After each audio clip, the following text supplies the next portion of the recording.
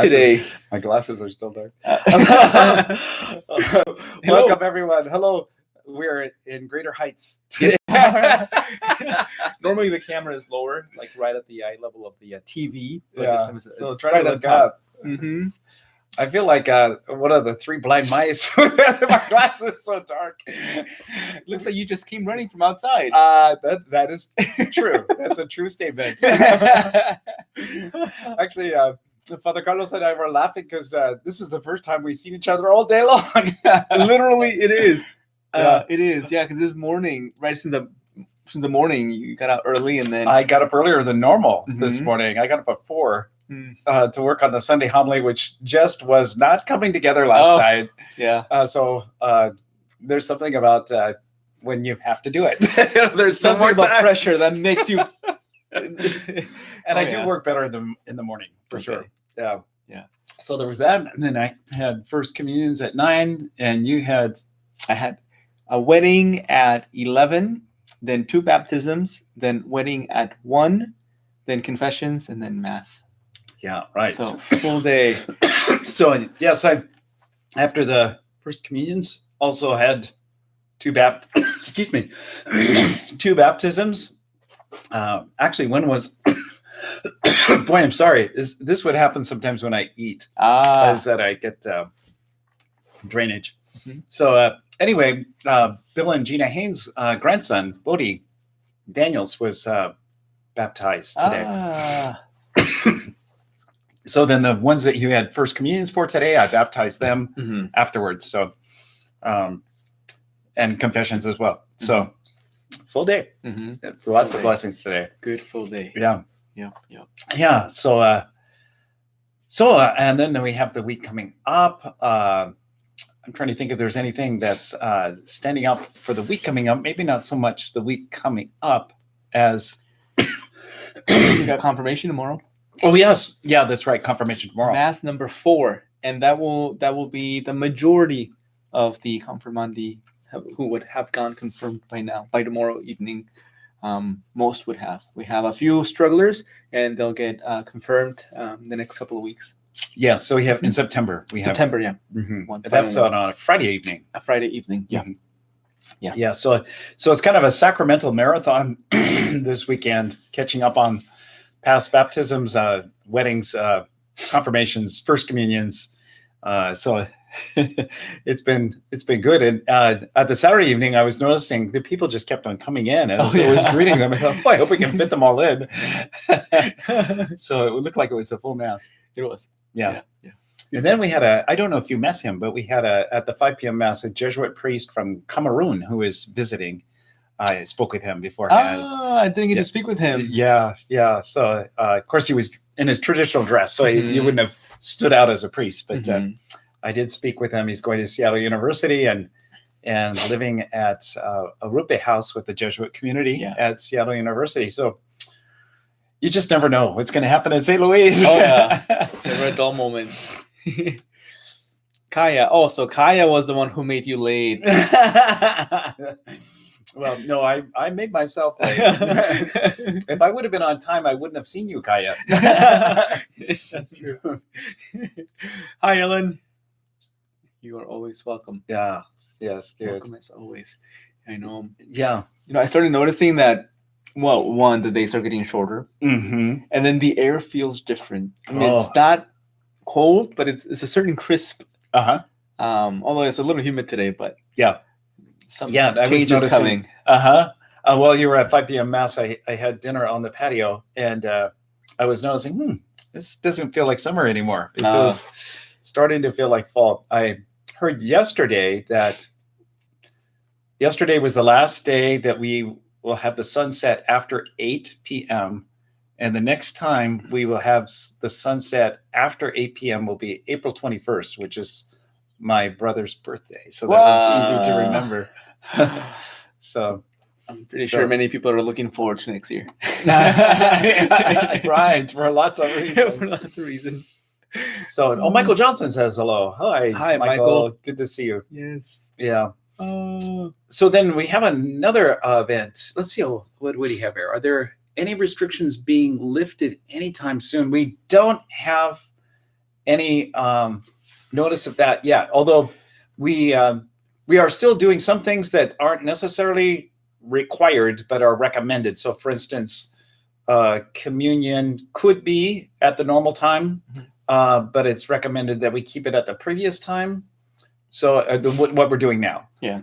So we've continued with that, at least for now. The only exceptions is when we have funerals with very few amount of people. Yeah.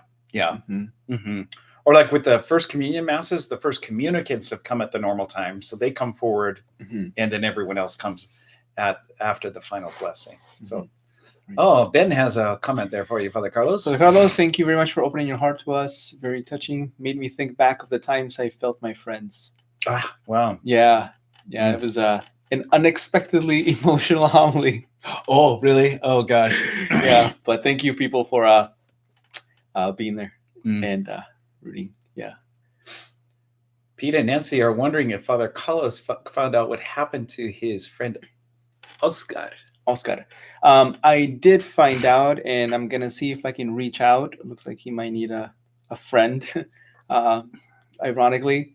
So, sometimes you try to undo the harm that you unintentionally, because of a sin of omission, that you could potentially have done to someone. So I'll reach out to him. But yeah. Their sins of omission are tough. They are. I find myself thinking a lot about the sins of omission that I've done. That's part of the journey of trusting in God's mercy is to let go of that memory. But I find those more difficult than actually the sins of commission, is the ones of omission. The good I could have done that I just chose not to do. Yeah, that was a big focus of today. Yeah. But anyways. Yeah. So was that kind of relating to Peter or how did you relate that? Yeah. So first with Jeremiah. Oh, with Jeremiah, you duped me, oh Lord. You duped me, and then having this inner struggle between knowing what God wanted him to do and not wanting to face the potential of suffering. So kind of wanting to say, no, God, I don't want to do that. But I know this is what you want from me, and it hurts to know that I have to go out of my way to do something. So kind of sometimes it's more comfortable for us to ignore the problem and say somebody else will deal with it. And, correlating that with the experience that I had with my friend, but also with things like that emerge in society, like the shootings, right? It's so easy to say, well, someone else will deal with it. It's not my problem. So that can become a sin of omission if we pretend that it's not there. Yeah. So we need to acknowledge it. And then Peter not wanting to face the potential of suffering with Jesus and saying, you're going to be fine. Everything's okay. There's nothing happening. Kind of relating it with his attitude and how he became an obstacle for someone else. So sins of omissions can be obstacles for other people, and they're hard because people don't see them. So right. Yeah. But yeah. So, very true. Yeah. We got a few more comments here. Have you informed any infections that were traced back to St. Louis masses? No. No. So we've been careful about trying to follow all the restrictions, and I do know there have been a few parishes that have had that experience. So, for instance, St. Edward Parish in Shelton right now is quarantined. So the whole parish is quarantined because they actually had more than one person at Mass who was infected. So just out of an abundance of caution, they're not having Mass. And that's happened in a couple of parishes. St. Brendan's in Bothell, that happened a few weeks ago. I got an email from a classmate of mine who's a Capuchin priest in Colorado, and his parish is the same thing. They're shut down this weekend because of someone being present on the campus with an infection. So we are not out of the woods yet. We still have to be careful, even though I noticed in the paper that things are starting to level off a little bit in King County, which that's hopeful. For instance, if we can get down from having what's considered the high level of weekly infections down to a moderate level, that might enable us to have not the blended, what's it called? The two options for learning at school, of having the online as well as the in classroom hybrid. Yeah, that's what it is. Yeah. And there is an article, I know you saw that, at Science Daily.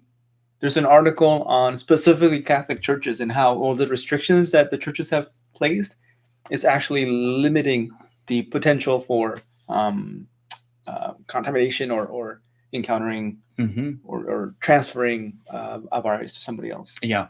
So an important thing to keep in mind, and we do know that of cases with, especially with weddings, where there's been large groups of people, especially young people whom, and in weddings and funerals are hard. People just want to hug. They want to touch. They want to kiss.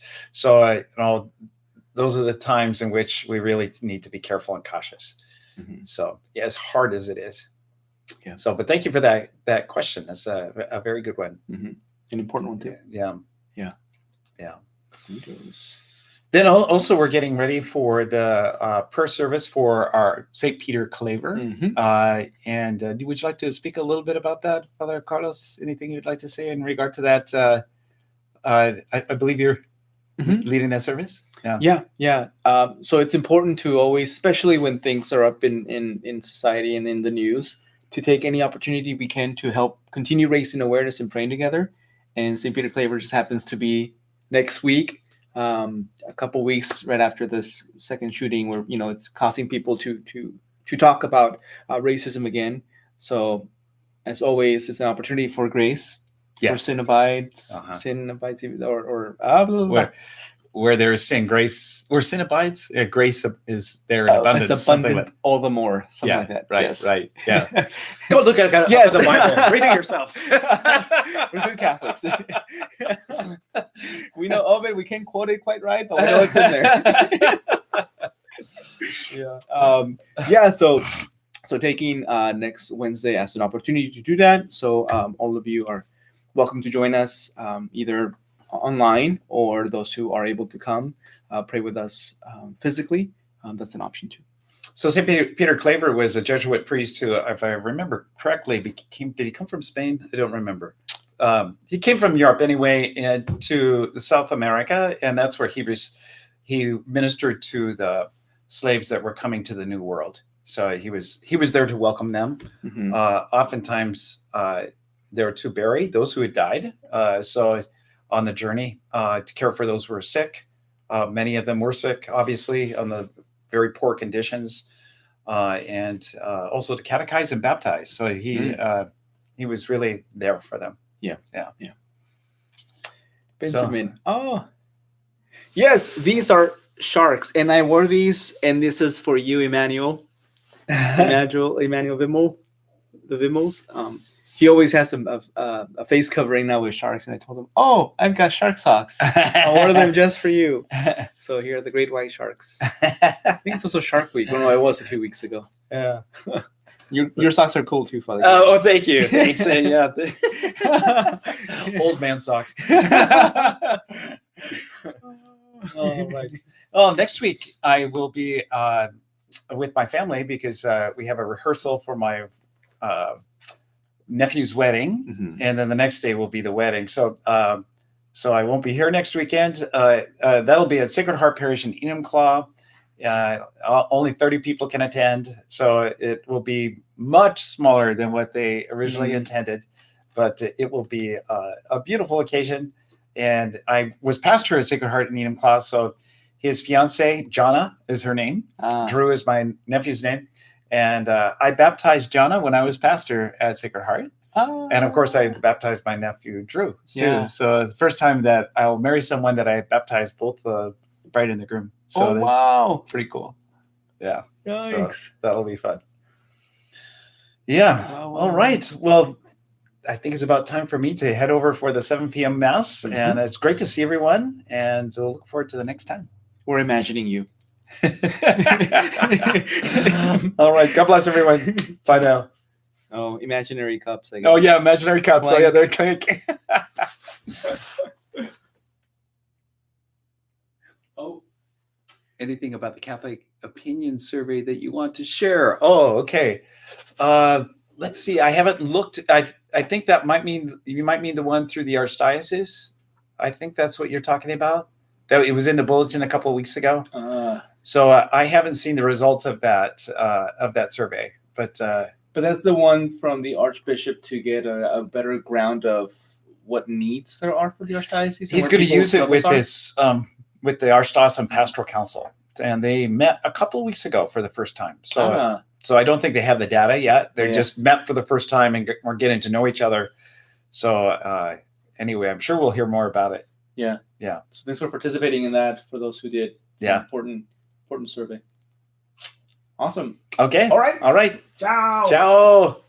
Oh, you're taking the survey now. Excellent. I'm not going to give you the answers.